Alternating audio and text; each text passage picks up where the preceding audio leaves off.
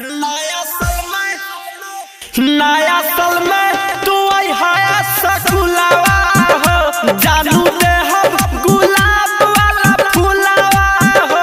नया साल में तू आई हाया सकुलावा हो, जानू दे हम गुलाब वाला फुलावा हो। मनी लो बात न छोड़ी हो, साथ न करी हो भुलावा। नया साल में तू आई हाया सकुलावा हो, जानू दे हम गुलाब वाला फुलावा हो।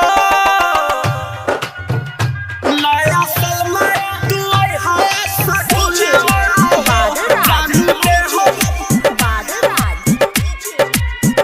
नया साल में तू आई हाया सकुलावा हो।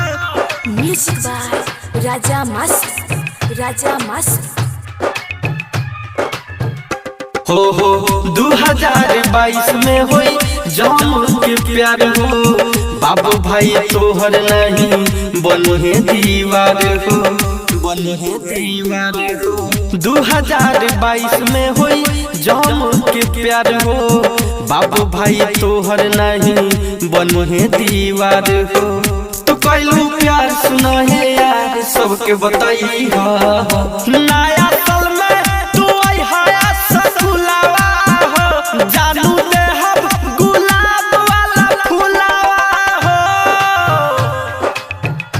नया साल में तू आई हाया सकुलावा हो, जानू दे हम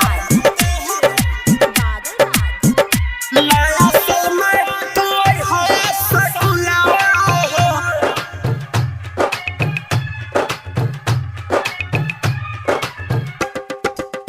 साहिल राजा के वादा ना भुलाए, सोनू आलम से ग्रीटिंग काटे हम भेजाए, काटे हम भेजाए। साहिल राजा के वादा ना भुलाए, सोनू आलम से ग्रीटिंग काटे हम भेजाए। जखम जयराम असलम खान से बात बताई हो। नया साल